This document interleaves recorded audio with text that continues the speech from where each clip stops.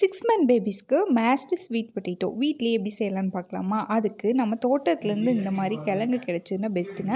இல்லைனா மார்க்கெட்டில் இந்த மாதிரி ஒரு சக்கரவள்ளி கிழங்கு வாங்கி அதை நல்லா வாஷ் பண்ணிக்கோங்க. வாஷ் பண்ணதை வந்து ஒரு 3 ப்ரெஷர் குக்கர்ட்டு எடுத்துக்கலாம். இல்லை அப்படின்னா இட்லி பாத்திரத்தில் வேக வச்சிங்கன்னா இன்னும் பெஸ்ட்டுங்க. இப்போது ஸ்டார்டிங் ஸ்டேஜில் வந்து சாப்பிட்ணும் அப்படின்னா இந்த மாதிரி குக்கர்லேயே வேக வச்சுக்கலாம்.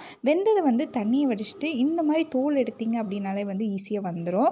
தோல் எடுத்ததை வந்து இந்த மாதிரி ஸ்பூன் வச்சு மேஷ் பண்ணிங்க அப்படின்னாலே வந்து ஈஸியாக மேஷ் ஆயிருங்க. அப்படி இல்லைன்னா மேஷர் யூஸ் பண்ணிக்கோங்க. நல்லா இந்த கன்சிஸ்டன்சிலையுமே நல்லா வெந்திருக்கணும். இப்போ வந்து நல்ல ஸ்பூனில் மேஷ் பண்ணி இப்படியே நீங்கள் வந்து குழந்தைங்களுக்கு கையிலேயே சர்வ் பண்ணிங்கனாலும் வந்து நல்லா சாப்பிடுவாங்க. ஏன்னா இதில் வந்து நாராக இருக்குங்க. அதனால் பார்த்து குழந்தைங்களுக்கு கொடுக்கணும்.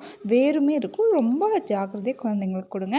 இல்லை அப்படின்னா வந்து நாரெல்லாம் நீங்கள் சுத்தமாக எடுத்துகிட்டு சுடுதண்ணி இந்த மாதிரி ஊற்றி எந்த கெட்டியுமாக இருக்கக்கூடாது. இந்த மாதிரி சாஃப்டாக வந்து கலக்கி உங்கள் பேபிஸ்க்கு ஆறுனதுக்கு பின்னாடி கொடுக்கலாம். கூடவே வந்து தண்ணியை பக்கத்தில் எப்போவுமே வச்சுக்கோங்க. இந்த கன்சிஸ்டன்சியில் கொடுத்தீங்க அப்படின்னாலுமே வந்து நல்லா சாப்பிடுவாங்க. வீடியோ பிடிச்ச வீடியோக்கு ஒரு லைக் பண்ணி சேனலை சப்ஸ்கிரைப் பண்ணுங்கள். தேங்க்யூ ஃபார் வாட்சிங் திஸ் வீடியோ.